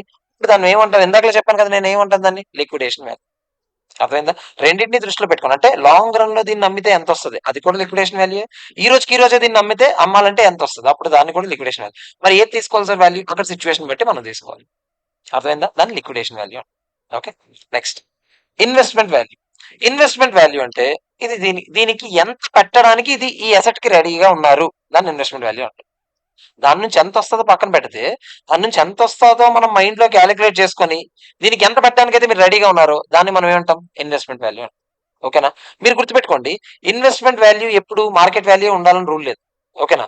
దీని నుంచి దీనికి ఎందుకు మార్కెట్ లో ఎక్కువ వాల్యూ ఉండొచ్చు కొన్నిసార్లు ఒక అసెట్ కి, కానీ దీని నుంచి నాకు వచ్చే రిటర్న్స్ ఏంటో నాకు తెలుసు, దీనికి నేను ఎంత పెట్టగలను నాకు క్లారిటీ ఉంది, అప్పుడు దాన్ని ఏమంటాం మనం? Investment value. So market value investment value ఒకటే అవ్వాలని రూల్ ఏమీ లేదు. మార్కెట్ లో కొన్నిసార్లు కొన్ని అసెట్స్ వాల్యూ ఎందుకు అంత పెరుగుతుంటుందో తెలియదు. ఓకేనా? కొన్నిసార్లు కొన్ని ఒక ఏరియాలో పలానా ఏరియాల్లో ల్యాండ్ రేట్లు, బిల్డింగ్ రేట్లు ఎక్కువ ఎక్కువ పెరిగిపోతుంటాయి, బట్ దానికి నుంచి ఎంత వస్తుంది ఏంటనేది నీకు క్లారిటీ ఉందనుకోండి, దాన్ని మనం ఇన్వెస్ట్మెంట్ వాల్యూ అంటాం. ఓకేనా? బట్ ఇందాక చెప్పింది market value. Okay, last and final equitable value. అదేంటో చూడండి. This is the estimated price for transfer of an asset between identified knowledgeable and willing parties that reflect the respective interest of those parties. Equitable value కొంచెం fair value లాంటిదే, కాకపోతే నాకు particular గా కొన్ని కొన్ని thoughts ఉంటాయి, నీకు పర్టికులర్ గా కొన్ని థాట్స్ ఉంటాయి, ఇద్దరం ఒక ఒక పర్టికులర్ స్టాండ్ మీదకి వచ్చి ఇద్దరం ఒక వాల్యూ అనుకుంటే దాన్ని ఈక్విటబుల్ వాల్యూ అంటారు. అంటే నా ప్రకారం నేను నా ఫ్యూచర్ ప్లాన్స్ ఆలోచించుకొని ఇంత అని అనుకుంటాను, సెల్లర్ కూడా వాడి ఫ్యూచర్ ప్లాన్స్ ఆలోచించుకొని ఎంత అని అనుకుంటాడు, ఇద్దరు కూర్చొని డిస్కస్ చేసుకుని ఒక వాల్యూ ఫిక్స్ చేసుకుంటే అది ఈక్విటబుల్ వాల్యూ. ఓకేనా? సో ఇద్దరికి సాటిస్ఫై అయ్యే వాల్యూ ఈక్విటబుల్ వాల్యూ. ఓకేనా? సో ఇవి వాల్యూస్, రకరకాల వాల్యూస్. ఓకే, దీని మీద బిట్స్ ఆడడం చాలా ఎక్కువ ఛాన్సెస్ ఉన్నాయి. ఓకే, మీరు ఇప్పుడు చూస్తే దీని బిట్స్ ఇక్కడ ఉన్నాయి బిట్స్. మనం ఇక్కడ నెక్స్ట్ ఒక పేజ్ ఉంది, ఆ పేజ్ అయ్యాక బిట్స్ చేస్తాం, అప్పుడు మనకి క్లియర్ గా కనిపిస్తుంది. Okay, so next purpose of business valuation. అసలు ఎందుకు బిజినెస్ వాల్యుయేషన్ చేస్తాం మీకు చెప్పాను, రకరకాల రీజన్స్ చెప్పాను. చూద్దాం ఒకసారి రీడ్ ఏం చెప్పాడు, ఒక్కొక్కటిగా చూడండి. ఏంట్రా ఇది? ఫస్ట్ది ఐపీఓ లేదా ఎఫ్పిఓ. ఏంటి ఐపీఓకి ఎఫ్పిఓకి తేడా? ఐపీఓ అంటే ఇనీషియల్ పబ్లిక్ ఆఫరింగ్. ఫస్ట్ ఒక కంపెనీ ఫస్ట్ టైం లిస్టింగ్ లోకి వెళ్తుంది అనుకోండి, ఇప్పుడే ఫస్ట్ టైం అనుకోండి, ఆ కంపెనీ షేర్స్ ఇష్యూ చేస్తుందా లేదా చెప్పండి, అప్పుడు ఆ షేర్ కి ఎంత ప్రైస్ పెట్టాలి? వాల్యుయేషన్ చేయాలా లేదా? ఆ వాల్యుయేషన్ చేయడానికి మనం ఇప్పుడు ఈ బిజినెస్ వాల్యుయేషన్ వాడచ్చా? వాడచ్చు. అలాగే ఫస్ట్ టైం కాదు ఇది, మీకు తర్వాత ఎప్పుడో లిస్టింగ్ చేస్తున్నారు, further public offering, future public offerings అయినా కూడా మీరు అలాంటప్పుడు కూడా ఏది వాడచ్చు? బిజినెస్ వాల్యుయేషన్ వాడచ్చు. Next mergers and acquisitions including leveraged buyouts. Basic గా మర్జర్స్ అక్విజిషన్స్. ఓకేనా? మర్జర్స్ అప్పుడు, అక్విజిషన్స్ అప్పుడు ఒక బిజినెస్ ని ఇంకో బిజినెస్ కొనుక్కునేటప్పుడు అవతల కంపెనీకి ఎంత వాల్యూ ఉందో మనం చూడాలా లేదా? దాన్ని బట్టే కదా మనం ఎంత పే చేయడానికి రెడీగా ఉన్నామో తెలుస్తుంది. సో అలాంటి దగ్గర కూడా మనకి ఏది పనికి వస్తుంది? బిజినెస్ వాల్యుయేషన్ ఉపయోగపడుతుంది.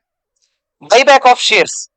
కొన్నిసార్లు మన దగ్గర డబ్బులు ఎక్కువ ఉన్నాయి అనుకోండి, కంపెనీస్ ఏం చేస్తాయి చెప్పండి? ఎప్పుడైనా నాకు ఒకటి చెప్పండి, షేర్స్ ఎప్పుడైనా రీపేమెంట్ జరుగుతాయా? షేర్స్ కి రీపేమెంట్ జరుగుతుందా జరగదా? ఇప్పుడు ప్రిఫరెన్స్ షేర్స్ ఉన్నాయిరా, సమ్ ఇయర్స్ తర్వాత అవి రిడీమబుల్ అయిపోతాయి, అది రిడమ్షన్ చేసి వెళ్దాం అంటే వాళ్ళ డబ్బులు వాళ్ళకి ఇచ్చేయాలి, మన షేర్లు మనం తీసుకుంటాం. డిబెంచర్స్ ఉన్నాయి, రిడమ్షన్ అయిపోతుంది. ఈక్విటీ షేర్స్ రెడీమ్ అవుతాయి అవ్వ అవ్వవు. ఈక్విటీ షేర్స్ జనరల్ గా రెడీమ్ అవ్వవు. ఎప్పుడో లిక్విడేషన్ అప్పుడు అవుతాయి. కానీ కంపెనీ దగ్గర డబ్బులు ఎక్కువ ఉన్నాయనుకోండి, వాళ్ళు బైబ్యాక్ చేయొచ్చు. బైబ్యాక్ అంటే ఏంటి? వాళ్ళ షేర్స్ వాళ్ళు మళ్ళీ కొనుక్కుంటారు. వాళ్ళకి ఎంతో కొంత డబ్బులు ఇచ్చేస్తారు. ఓకేనా? ఆ కొనుక్కున్న షేర్స్ క్యాన్సిల్ చేస్తారు. ఈ బైబ్యాక్ ఆఫ్ షేర్స్ చేయాలంటే వాళ్ళకి ఎంత ప్రైస్ ఇస్తే ఎంత పడితే అంత ఇచ్చేస్తానంటే వాళ్ళు రెడీగా ఉంటారంటే ఓన్లీ. ఇప్పుడు కూడా మనం ఏం చేయాలి? బిజినెస్ ని వాల్యూ చేసి divided by number of shares చేస్తే మరి షేర్ వాల్యూ వస్తుంది. ఓకేనా? సో అది కూడా మనకి ఏం కావాలి? దానికి కూడా business valuation. Okay. Next, business restructuring such as slump sale. Restructuring, for example ఇప్పుడు నేను ముందు స్టడీ అవర్స్ ప్లస్ ఇది నడిపాను, ఏది కాలేజ్. నాకు అర్థమైపోయింది, ఓకే దివాలా తీసడం రెడీగా ఉన్నాను. అప్పుడు నేను ఏం చేశాను? స్టడీ అవర్స్ అమ్మేశాను. నాకు ఇంకా దీన్ని వేస్ట్, ఇది కాన్సన్ట్రేట్ చేసి అనవసరంగా నాకు టైం బొక్క, టైం రాదు, డబ్బులు రావు అని అర్థమైంది. సో నేను అది అమ్మేశాను. ఇప్పుడు నేను అది అమ్మేటప్పుడు ఆ స్టడీ అవర్స్ బిజినెస్ ఏదైతే ఉందో మొత్తం చైర్లు అన్ని కలిపి అమ్మేశాను. స్లమ్ సేల్ అంటాం దాన్ని. స్లమ్ సేల్ అంటే ఏంటి చెప్పండి? ఒకేసారి లంసమ్ గా అమ్మేయాలి, ఇండివిజువల్ అసెట్ కి వాల్యూ ఇవ్వకూడదు. అంటే నేను టేబుల్, చైర్లు, ఫ్యాన్లు, లైట్లు అన్ని కలిపి ₹1,00,000 అన్నాను అనుకో, టేబుల్ కి ఎంత అని అడగకూడదు మళ్ళీ. అర్థమైందా? అన్ని కలిపి 1,00,000 అంతే. టేబుల్ కి 20,000 అండి, ఫ్యాన్ కి 10,000 అండి అని నేను అన్నాను అనుకోండి, అప్పుడు స్లమ్ సేల్ అవుతా? అవ్వదు. ఓకేనా? సో ఇలా స్లమ్ సేల్ చేసేటప్పుడు కూడా నేను వాల్యూ చేసుకోవాలా లేదా చెప్పండి? అవునా కదా? ఇప్పుడు నేను స్లమ్ సేల్ నేను స్లమ్ సేల్ చేసినప్పుడు నేను వాల్యుయేషన్ చేయాలి. అప్పుడు మనకు అంటే అప్పటికి అంత మెచ్యూరిటీ లేదు. నేను ఆడెవడో ప్రస్తుతానికి నాకు ఎంతో కొంత వస్తే చాలురా బాబు అక్కడ నుంచి ఖాళీ చేసేయాలని 50,000 ఇస్తే ఆడికి అన్ని ఇస్తాను. మొత్తం 50 క్యాబిన్లు ఎన్ని ఇస్తాను. తర్వాత అది నాకు అర్థమైంది, ఓకే దాన్ని ఏమంటాం? లిక్విడేషన్ వాల్యూ అంటే ఫోర్స్డ్ సేలే కదా అది. అవునా కదా చెప్పండి? సో అంతే, ఎక్స్పీరియన్స్ బట్టి తెలుసుకుంటాం కొంచెం. ఓకేనా? సో అది business restructuring. Okay. Next, share holders dispute settlement. కొన్నిసార్లు షేర్ హోల్డర్స్ మధ్యలో ఏదైనా తగాదాలు ఉండొచ్చు. ఒకడు అంటాడు, నా డబ్బులు నాకు ఇచ్చేయండి, ఇంకా నేను ఈ కంపెనీ మీటింగ్స్ కి దేనికి రాను, నా డబ్బులు నాకు ఇచ్చేస్తే నేను వెళ్ళిపోతాను. మరి అలాంటప్పుడు కూడా ఆడు వాల్యూ చేయమంటాడా లేదా చెప్పండి? ఆడేమో జడ్జడా ఎంత కొంత ఇచ్చేస్తే వెళ్ళిపోవడానికి? ఆడు ఖచ్చితంగా వాల్యుయేషన్ చేయించుకుంటాడు. ఓకేనా? Next, purchase are sale of business interest and step up acquisitions. Same acquisitions basic గా ఒక కంపెనీని అక్వైర్ చేసుకునేటప్పుడు లేదా మర్జ్ చేసుకునేటప్పుడు అప్పుడు కూడా మనకి ఏం కావాలి? Business valuation. Non arms length transaction. కొన్నిసార్లు ఒక particular transaction arms length price కి జరగట్లేదని డౌట్ వస్తుంది. అప్పుడు మనం ఏం చేయొచ్చు? ఒకరిని పిలిపించి వాల్యుయేషన్ చేపించి దీనికి ఎంత వాల్యూ ఉంది ఏంటని చూసుకోవచ్చు. ఓకేనా? తర్వాత, డిస్గ్రంటిల్డ్ మైనారిటీ షేర్ హోల్డర్స్ యాక్షన్. డిస్గ్రంటిల్డ్ అంటే unsatisfied basic. Minority share holders అంటే ఎవరు? మీరు ఒకటి గుర్తుపెట్టుకోండి. ఒక కంపెనీకి 51% కన్నా ఎక్కువ స్టేక్ ఎవడో ఒకటి దగ్గర ఉందనుకోండి, వాడిని ఓనర్ అంటాం బేసిక్. అదే అందరూ ఓనర్సే, వాడి కంట్రోలింగ్ ఇంట్రెస్ట్ ఉన్నట్టు. వాడు కాకుండా ఉన్న మిగతా వాళ్ళందరినీ ఏమంటాం మనం? మైనారిటీ ఇంట్రెస్ట్ అంటాం. ఏఎస్ లో అయితే వాళ్ళని మైనారిటీ ఇంట్రెస్ట్ అంటాం, ఇండియస్ లో అయితే వాళ్ళు నాన్ కంట్రోలింగ్ ఇంట్రెస్ట్ అంటాం. మనం సిఎఫ్ఆర్ లో నేర్చుకుంటాం. ఓకేనా? సో బేసిక్ వీళ్ళు సాటిస్ఫై అవ్వలేదు అనుకోండి, మా డబ్బులు మాకు ఇచ్చేయండి అంటుంటారు కొన్నిసార్లు. సో అలాంటప్పుడు కూడా మనం ఏం చేయాల్సి రావచ్చు? బిజినెస్ వాల్యుయేషన్ చేయాల్సి రావచ్చు. అర్థమైందా? Next, damage claims. Damage claims కూడా అంతే కదా. ఏదైనా ఫర్ ఎగ్జాంపుల్ ఏదైనా పర్టికులర్ గా ఏదైనా ఒక అసెట్ విషయంలో కానీ ఏదైనా క్లెయిమ్ చేసుకోవడానికి అలాంటి దానికి కూడా మనం ఏం చేస్తాం? వాల్యుయేషన్ చేపిస్తాం లేదా? ఇప్పుడు ఇన్సూరెన్స్ కంపెనీస్ ఉంటాయి. ఏదైనా ఒక ఫైర్ యాక్సిడెంట్ జరిగింది అనుకోండి, వాళ్ళు క్లెయిమ్ చేసేటప్పుడు వాళ్ళకి ఎంత పడితే అంత ఇచ్చేస్తారు. వాళ్ళు క్లెయిమ్ చేసిన వెంటనే ఒకడికి వచ్చి ఒక వాల్యుయేషన్ వస్తాడు, వాల్యూ చేస్తాడు, అన్ని అయ్యాక క్లెయిమ్ మొత్తం ఓకే అయ్యాక అప్పుడు మీకు డబ్బులు రిలీజ్ చేస్తారు. ఓకేనా? Next, estate planning. సడన్ గా తాతగారు పోయారు అనుకోండి, తాతగారు తదనంతరం ఆస్తులన్నీ మనం ఇప్పుడు ఎస్టేట్ ప్లానింగ్ అంటే బేసిక్ గా అక్కడ వాళ్ళు ఒకళ్ళు చనిపోతే సడన్ గా వాళ్ళ ఆస్తులు పంచేటప్పుడు అమ్మేటప్పుడు జరిగేది అంత. సో అప్పుడు కూడా మనకి ఏం కావాలి? ఎవడ అవసరం ఉంటుంది? వాల్యుయేషన్ అవసరం ఉంటుంది. ఓకేనా? తర్వాత, deemed disposition at death. Same same estate planning ఇది కూడా. డీమ్డ్ డిస్పోజిషన్ అట్ డెత్ కూడా అంతే. కొన్నిసార్లు చనిపోయిన వెంటనే వాళ్ళు అమ్మినట్టు కాదు, బట్ డీమ్డ్ గా అమ్మేసినట్టే. ఓకేనా? అప్పుడు కూడా వాల్యుయేషన్ చేయాల్సిన అవసరం రావచ్చు. Okay. Next, insolvency proceedings and company liquidation. అన్నిసార్లు మనుషులు పోతేనే పంచుకుంటారు ఏంటి? ఐపీ పెట్టేస్తారా లేదా చెప్పండి? ఐపీ పెట్టినాడు ఎవడు ఆస్తులు ఉంచుకొని ఐపీ పెట్టలే, ఆస్తులను అమ్మాక ఐపీ పెడతారు. సో ఐపీ ఒకవేళ పెడదాం అని అనుకుంటే అప్పుడు కూడా మనం ఏం చేయాలి? బిజినెస్ వాల్యుయేషన్ చేయాల్సిన అవసరం రావచ్చు. ఓకేనా? ఇంటాంజిబుల్స్. కొన్నిసార్లు నేను ఈ కంపెనీలో డబ్బులు పెడతానండి అని చెప్పాను. మీరు అన్నారు మా కంపెనీ గుడ్ విల్ ఎక్కువ అండి, గుడ్ విల్ ని బేస్ చేసుకొని మీరు ఎంత ఇవ్వాలండి అని చెప్పారు. ఆ గుడ్ విల్ ఎంత అని ఎవడు చెప్పాడు? మనం వాల్యూ చేయాలి, ఎవడో ఒకటి పెట్టుకో. అర్థమైందా? గుడ్ విల్ వాల్యూ చేయడానికి చిన్నప్పుడు మనం నేర్చుకున్నాం. సూపర్ ప్రాఫిట్స్ మెథడ్ అని రకరకాలు మనం నేర్చుకుంటాం, పార్ట్నర్షిప్ అకౌంట్స్ లో నేర్చుకున్నాం కదా. అలా ఏదో ఒక మెథడ్ వాడుకొని గుడ్ విల్ వాల్యూ చేస్తాం. మనకి ఇక్కడ ఉంది వాల్యుయేషన్ ఆఫ్ అసెట్స్ లో మనం నేర్చుకున్నాం. ఓకేనా? నెక్స్ట్, ఫైనాన్షియల్ రిపోర్టింగ్ కూడా కొన్నిసార్లు వాల్యుయేషన్ రావచ్చు, అవసరం రావచ్చు. ఎందుకంటే మనం ఫైనాన్షియల్ రిపోర్టింగ్ అంటే ఎఫ్ఆర్ లో కూడా మనం ఇండియాస్ లో వాడేటప్పుడు కొన్ని దగ్గర దీనికి మార్కెట్ వాల్యూ ఎంత ఇప్పుడు సెట్ ని రీవాల్యూ చేద్దాం అనుకుంటున్నారు. రీవాల్యుయేషన్ చేయాలంటే వాల్యుయేషన్ చేయాలి కదా. ఆ వాల్యుయేషన్ చేయాలన్నా కూడా అప్పుడు ఏం కావాలి? ఇదే కావాలి. సో ఇలాంటి రకరకాల సిచ్యువేషన్స్ లో మనం ఏది వాడతాము? బిజినెస్ వాల్యుయేషన్ టెక్నిక్స్ వాడతాము. అర్థమైందా? ఓకేనా? సార్ మరి బిజినెస్ వాల్యుయేషన్ కి కొన్ని లాస్ కూడా తెలియాలి. కంపెనీస్ యాక్ట్ 2013 తెలియాలి, ఇంక్లూడింగ్ ఐబీసీ కూడా. ఐబీసీ వేరే act, insolvency and bankruptcy code, ఇది తెలియాలి. సెబీ రెగ్యులేషన్స్ తెలియాలి, ఎందుకంటే లిస్టెడ్ కంపెనీస్ కి సెబీ రెగ్యులేషన్స్ కూడా చూసుకోవాలి. ఫెమా యాక్ట్ తెలియాలి మీకు, అదే ఫెమా తెలియాలి మీకు 1999. ఇన్కమ్ ట్యాక్స్ రూల్స్ తెలియాలి 1962. Act 1961, rules 1962. రూల్స్ గురించి ఎందుకు చెప్పాడంటే యాక్ట్ లో వాల్యుయేషన్ గురించి ఎక్కడ ఉండదు, రూల్స్ లో ఉంటుంది వాల్యుయేషన్ గురించి. సో రూల్స్ లో గురించి తెలియాలి. సో ఇవన్నీ మనం తెలుసుకుంటేనే వాల్యుయేషన్ చేయగలం. అర్థమైందా లేదా చెప్పండి, క్లియరా కాదా? ఇప్పుడు నాకు బిట్స్ మీరే ఆన్సర్ చేయాలి. ఫస్ట్ బిట్ చూసి మీరే చెప్పండి ప్లీజ్, కొంచెం ఓపిక తెచ్చుకోండి. ఫస్ట్ బిట్ చూడండి, ఆన్సర్ చేయండి. Which of the following is false about business valuation అన్నాడు. ఏంటో చూద్దాం. Valuation is an estimation of business worth. కరెక్టే కదా? కరెక్టా రాంగా? కరెక్టే. Value is not the same as price. కరెక్టా రాంగా? కరెక్టే, అదే చెప్పాను కదా నేను. Price is what you pay get, value is what you get. Valuation does not change over time. Change అవుతా, చేంజ్ అవుతా వాల్యుయేషన్? అవుతుంది. మీకు ఏం చెప్పాను, వాల్యుయేషన్ కొన్ని అజంప్షన్స్ బేస్ చేసుకొని చేస్తాం, అది మారుతూ ఉన్నప్పుడు ఇది కూడా మారుతుంది లేదా? మారు. సో ఇది ఫాల్స్. ఓకేనా, ఇదే ఆన్సర్ అయి ఉండదు. So first one answer.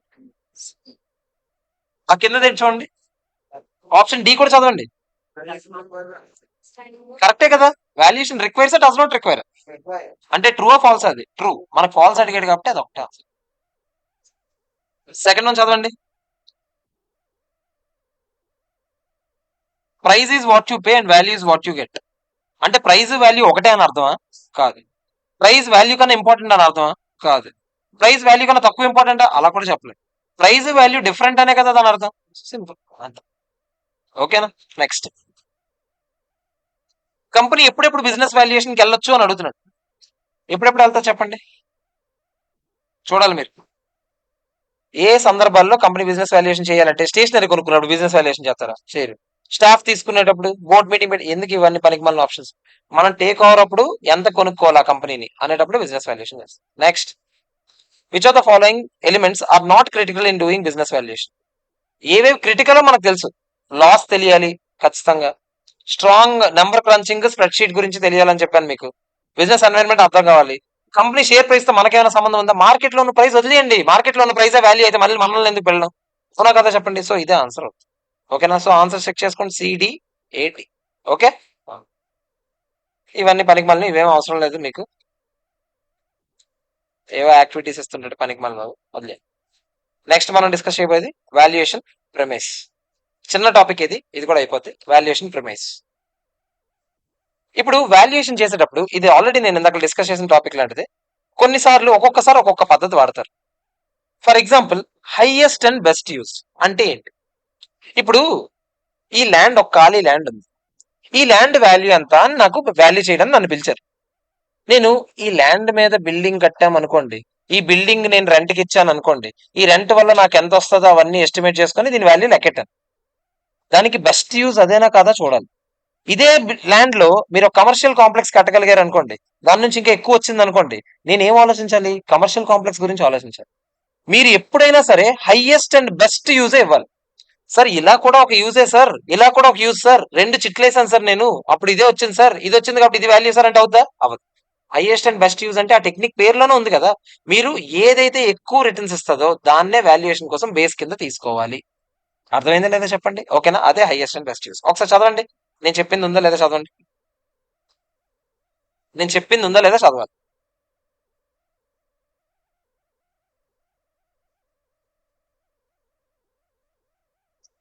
ఇప్పుడు చెప్పాను అదేనా? అవునా కదా చెప్పండి. రెండోది ఏంటి చెప్పండి, మీకు ఇప్పుడు అర్థం అవ్వాలి. రెండోది ఏంటి? Current use or existing use. ప్రస్తుతానికి దీన్ని దేనికి వాడుతున్నారు? ఇక్కడ ఆల్రెడీ ఒక ఇల్లు ఉందండి, ఈ ఇల్లు నేను రెసిడెన్షియల్ కోసం వాడుతున్నాను. ఇప్పుడు నేను దీని మీద ఇది కడితే ఇది వస్తుంది కదా అని ఆలోచించకూడదు. ఈ రోజు ఎంత ఉంది, ఏది ఉంది పరిస్థితి, ఇది కదా, దీన్ని బట్టి చెప్పండి నాకు వాల్యూ, దాన్ని బట్టి చెప్పిస్తాను. అర్థమైందా? సార్ మరి ఏది వాడాలి, అది వాడాలా ఇది వాడాలా? మీ సిచ్యువేషన్ బట్టి, సినారియో బట్టి అక్కడ ఏది బెటర్ అది వాడుకోవాలి. ఇవన్నీ రకరకాల మీకున్న అవైలబిలిటీస్. ఓకేనా? మూడోది ఏంటి చదవండి. అంటే నాకు చెప్పండి, కరెంట్ యూజే బెస్ట్ యూజ్ అవ్వాలని రూల్ ఉందా? లేదు. అదే చెప్తున్నాడు లాస్ట్ లైన్ చదవండి, current use or existing use లో. Current use maybe, it is not necessarily the best use. అంతే కదా? సో ఇప్పుడు యూజ్ చేసేది బెస్ట్ అవ్వాలని రూల్. ఆర్డర్లీ లిక్విడేషన్, ఆర్డర్లీ అని అక్కడ పేరులోనే ఉంది కదా, లిక్విడేషన్ అంటే అమ్మడం. ఆర్డర్లీ అమ్మడం అంటే టైం ఉంది, ఇద్దరికి నాలెడ్జ్ ఉంది, ఇద్దరు విల్లింగ్ గా ఉన్నారు, or the point of time ఆలోచించుకొని ఒకటి అమ్మడానికి రెడీగా ఉన్నారు అనుకోండి. ఇప్పుడు ఎంతకి అమ్మడానికి రెడీగా ఉన్నారో ఆ వాల్యూని ఏమంటాం మనం? లిక్విడేషన్ అంటాం. ఆర్డర్లీ లిక్విడేషన్ అంటాం. దాని కింద ఆపోజిట్ ఉంది చూడండి, ఫోర్స్డ్ సేల్. అంటే లేదు, టైం లేదు, వెంటనే అర్జెంట్ గా అమ్మేయాలి, ఇప్పటికిప్పుడు అమ్మేయాలి, అప్పుడు దీని వాల్యూ ఎంత? దాన్ని ఏమంటాం మనం? Forced sale. Last and final, going concern. ఎప్పుడైనా సరే ఇదే అందరూ వాడడానికి ఇష్టపడతారు, గోయింగ్ కన్సర్న్. ఎందుకంటే ఎవడు కూడా ఒక బిజినెస్ కొనుక్కునేటప్పుడు నెక్స్ట్ ఇయర్ మూసేస్తే ఏంటి పరిస్థితి అని ఆలోచించడం. ఈ బిజినెస్ వాల్యూ చేసేటప్పుడు ఇది లాంగ్ రన్ లో ఉంటది, దీని నుంచి ఎంత వస్తది అని ఆలోచించుకొని దాని వాల్యూని లెక్క పెట్టడానికి రెడీగా ఉంటుంది. అఫ్ కోర్స్ దాన్ని టైం వాల్యూ అడ్జస్ట్ చేసుకోవాలి. ఓకేనా? సో గోయింగ్ కన్సర్న్ చదవండి ఇప్పుడు.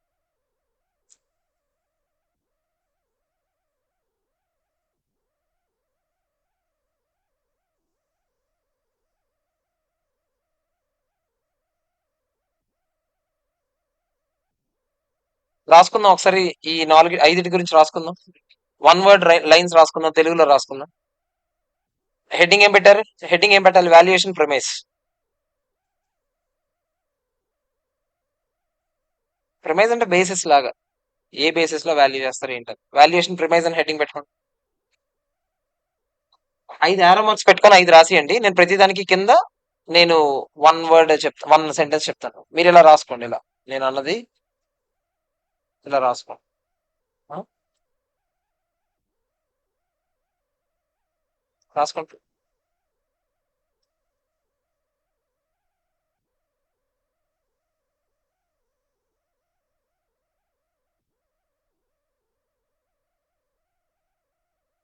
మీకు ఇందులో థియరీ ఉన్నా కూడా బిజినెస్ వాల్యుయేషన్ లో అంత డల్ గా ఉండదు, ఎస్పీఎం అంత డల్ గా. అది కూడా ఇది ఒక్క చాప్టర్ లోనే థియరీ, సారీ ఆ రెండో చాప్టర్ ఉంది కదా, సిక్స్త్ చాప్టర్ ఒకటి, అది కూడా కొంచెం థియరీ, లాస్ కదా. మనం అయినా సిక్స్త్ చాప్టర్ చేయంలే, 7, 8, 9కి వెళ్ళిపోతాం ముందు. లేకపోతే మీ మొహాలు చూస్తుంటే రేపు ఎల్లుండి ఇలా పడిపోయేలా ఉన్నారు, రెండో రోజు ఇలా ఉన్నారంటే. ఏమ్మా?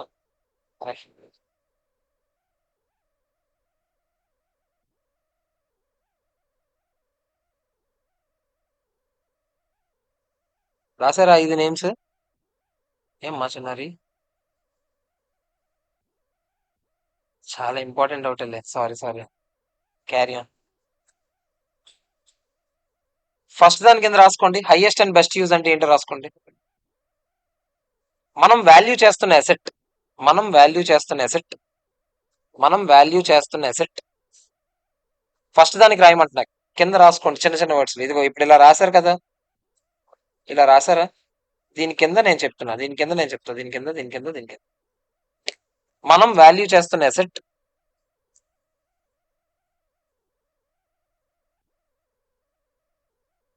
మనం వాల్యూ చేస్తున్న ఎసెట్ అని రాసాం. మనం వాల్యూ చేస్తున్న ఎసెట్ ని, దానికి ఉన్న ఆల్ పాసిబుల్ యూసెస్ ని దృష్టిలో పెట్టుకొని, దానికి ఉన్న ఆల్ పాసిబుల్ యూజెస్, యూజెస్ ని దృష్టిలో పెట్టుకొని, యూజెస్ ని దృష్టిలో పెట్టుకొని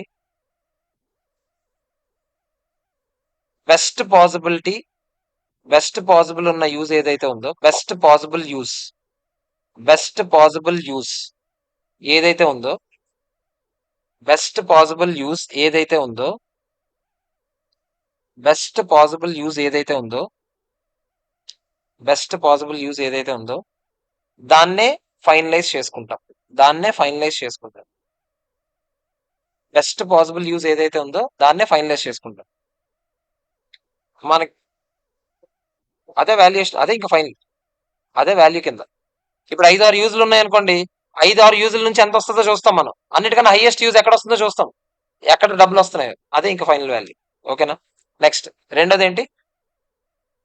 current use or existing use. దానికి రాసుకోండి, ప్రస్తుతానికి దేనికి వాడుతున్నామో దాన్నే బేస్ కింద తీసుకోవాలి. ప్రస్తుతానికి ఈ ఎసెట్ ని, ప్రస్తుతానికి ఈ ఎసెట్ ని దేనికి యూజ్ చేస్తున్నామో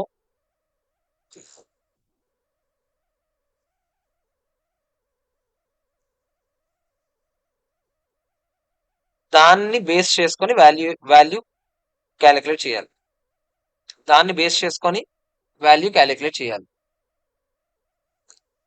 దాన్ని బేస్ చేసుకొని వాల్యూ క్యాలిక్యులేట్ చేయాలి. దాన్ని బేస్ చేసుకొని వాల్యూ క్యాలిక్యులేట్ చేయాలి. ఓకే, నెక్స్ట్ ఎన్ని అయ్యాయి? 2 అయ్యాయి. మూడోది కదా ఆర్డర్లీ లిక్విడేషన్. ఒక విల్లింగ్ బయ్యర్, ఒక విల్లింగ్ సెల్లర్, ఒక willing buyer, willing WILLING, willing buyer and ఒక విల్లింగ్ సెల్లర్ కంప్లీట్ నాలెడ్జ్ తో కంప్లీట్ నాలెడ్జ్ తో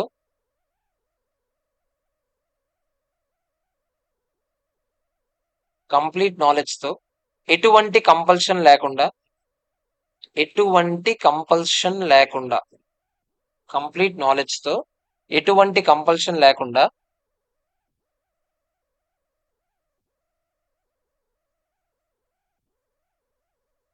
ఎటువంటి కంపల్షన్ లేకుండా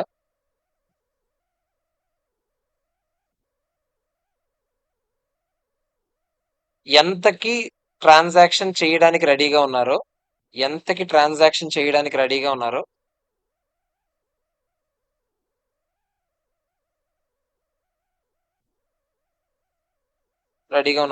దాన్ని ఆర్డర్లీ లిక్విడేషన్ అంటారు.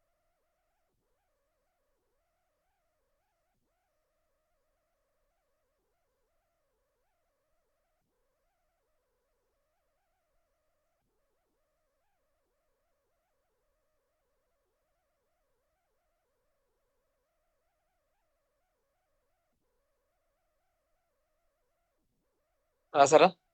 నెక్స్ట్ నాలుగోది ఏంటి? Forced sale. అక్కడ రాసుకోండి. సెల్లర్ కి ఉండే ప్రాబ్లం వల్ల కానీ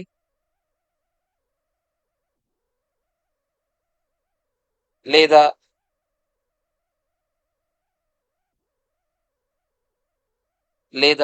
బయ్యర్ డ్యూ డెలిజెన్స్ చేయకుండా కానీ buyer due diligence due diligence due diligence అంటే proper enquiry. Buyer due diligence చేయకుండా షార్ట్ స్పాన్ లో ఒక ట్రాన్సాక్షన్ ని బలవంతంగా జరిపితే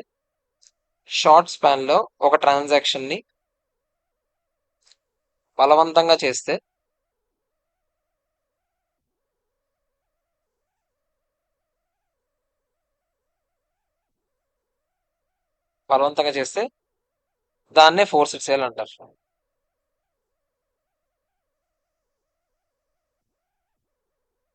okay,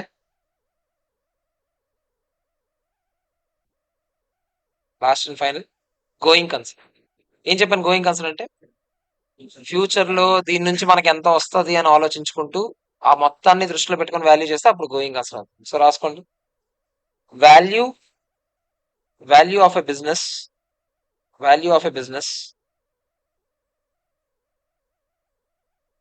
that is expected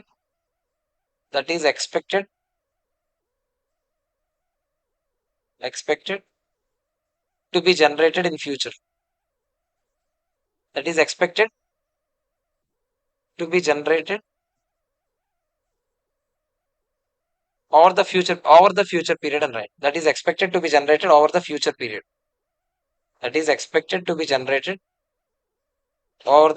period, దాన్ని ఏమంటాం మనం?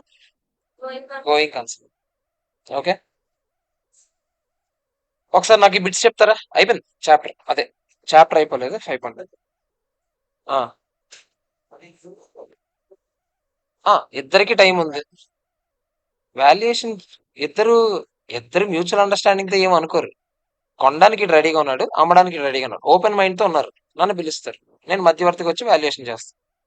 ఏది హైయెస్ట్ అండ్ బెస్ట్ యూజ్ లో వాళ్ళు ముందే చెప్తారు. సెల్లర్ వచ్చి చెప్తాడు నీకు. సెల్లర్ ఏం చెప్తాడు? ఇది మాక్సిమం, దీని నుంచి నేను ఎంత రప్పించగలను. అప్పుడు నువ్వు అన్ని యూజెస్ చూసుకుంటావు, బెస్ట్ యూజ్ ఏదో చూసుకుంటావు. ఈ వాల్యూ సార్ ఇంత జనరేట్ చేయొచ్చు, ఈ ల్యాండ్కి ఇంత వర్త్ ఉంది అని చెప్తాడు. అప్పుడు అమ్మేవాడు ఆడు మాట్లాడుకుంటాడు బయ్యర్తో, ఇదిగో ఇది చేస్తే ఎంత వస్తుంది, అందుకే నా ల్యాండ్ వాల్యూ ఎంత అని చెప్తుంది. ఇప్పుడు ప్రస్తుతానికి దేనికి వాడతాం పట్టించుకోవడాడు. ఉన్న అన్ని ఆల్టర్నేటివ్స్ ని దృష్టిలో పెట్టుకొని ఇందులో బెస్ట్ యూసేజ్ ఏదో చూసుకొని ఏబిసి సి బెస్ట్ యూసేజ్ ఈ సి బేస్ చేసుకుంటే ఇంత వాల్యూ ఉంటుంది సార్ ఈ ల్యాండ్ అని చెప్తాడు. సెల్లర్ బయర్ తో మాట్లాడుకుంటాడు. మనకన్నా మా వాల్యుయేషన్ వచ్చి వాల్యూ చేయడానికి వరకు అది ఆర్డర్లీ అవ్వదు. ఆర్డర్లీ అంటే ఇద్దరు కూర్చొని ఇద్దరు ఓవర్ పీరియడ్ ఆఫ్ టైం ఇదిగోటండి నా ఇవి ఇద్దరు మాట్లాడుకొని అన్ని మార్కెట్ టర్మ్స్ ని చూసుకొని బెస్ట్ యూజ్ హైయెస్ట్ యూజ్ చూడరు. ఈ రోజు మార్కెట్ లో దీనికి ఎంత వాల్యూ ఉంటుందని మాట్లాడుకొని వాల్యుయేషన్ చేయించుకొని గజం రేట్ ఎంతండి ఎంత మాట్లాడుకుంటే అదే ఆర్డర్లీ. దానికి దీనికి తేడా జనరల్ గా సంబంధం ఉండదు బయ్యర్. మల్టిపుల్ చాయిస్ చెప్పండి, ఫస్ట్ వన్ చెప్పండి. ఏది వాడతారు when the seller is under compulsion to cell? ఖచ్చితంగా అమ్మేయాలన్నట్టు ఉన్నాడంట. ఫోర్స్డ్ సేల్ అయినా కాదా చెప్పండి. నెక్స్ట్ హైయెస్ట్ వాల్యూ ఇచ్చేటప్పుడు ఏది వాడతారు? Highest and best use sir పేరులోనే ఉంది కదా.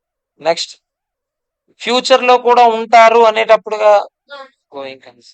నెక్స్ట్ రీజనబుల్ టైం ఉంది ఇద్దరు మాట్లాడుకున్నారు అంటే ఏంటది? Orderly liquidation. అసెట్ దేని మీద డిపెండ్ అయి ఉంటది అంటే asset premise of values highly dependent on it selected purpose cash flow risk factor expected rate purpose దేనికి వాడతారనే దాన్ని బట్టి డిసైడ్. ఓకే, అసలు ఎందుకు వాల్యూ చేస్తాం ఏంటి అని పర్పస్ బట్టి. ఓకే అయిపోయింది. సెకండ్ పాయింట్ అదే సెకండ్. ఓకేనా? ఆ, కాదు, పావుగంట బ్రేక్ తీసుకుందాం. బ్రేక్ తర్వాత మళ్ళీ చెప్తాను. ఓకే.